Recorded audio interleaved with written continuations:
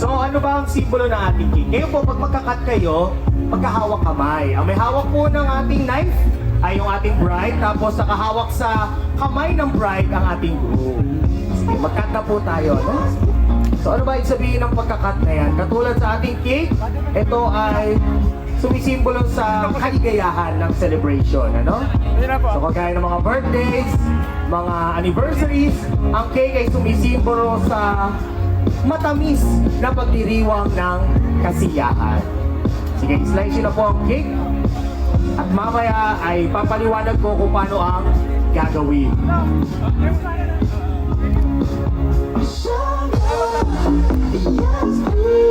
Careful!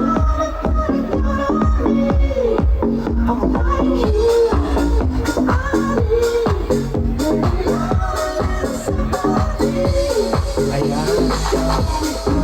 Okay, lagay niyo po siya sa saucer.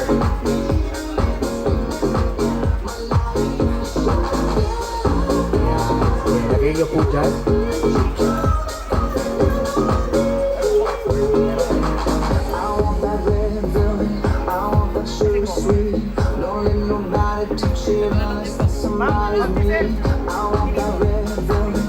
Ayan, so ganito ang gagawin nyo. Ay, meron na po.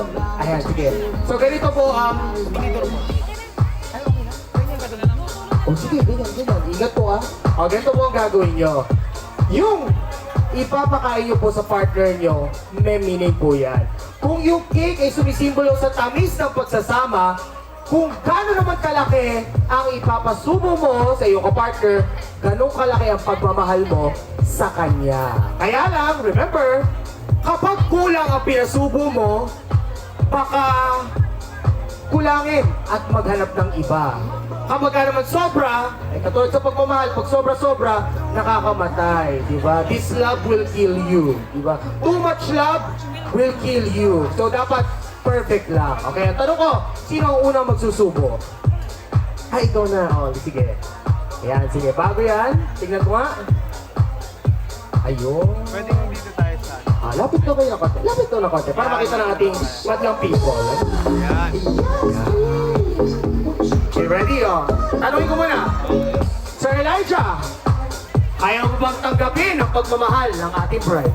Kayang-kaya. Kayang-kaya. Sige. Sir Elijah, nga. Ready? 1, 2, 3. Ayan. Palakpakan naman natin ang ating groom. Next naman ay ang ating bride.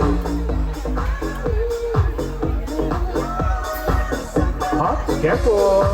Oh, pakita ka muna, pakita ka. Eto ang tanong ko. Mamaris! Ano ang mas malaki? Yung slice na yan o yung pagmamahal ng iyong groom? Pagmamahal po niya. Ah, ikaw tuwa ka ha? Hindi, joke lang. Ayan, sige, ready? Nga. Ayan. So, napansin ko lang, may icing ka ma, may icing ka.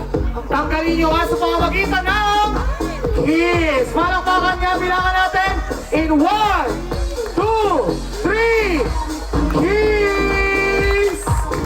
Kiss me. Ang sagot Kasali na kanina pa. Nasali na kanina pa. Madam, ang tanong ko, ano mas matamis? Yung cake o yung halik ni Sir Elijah? Yung cake ko. Kiss me. Ayan, then joke lang. Sige, okay lang po yan.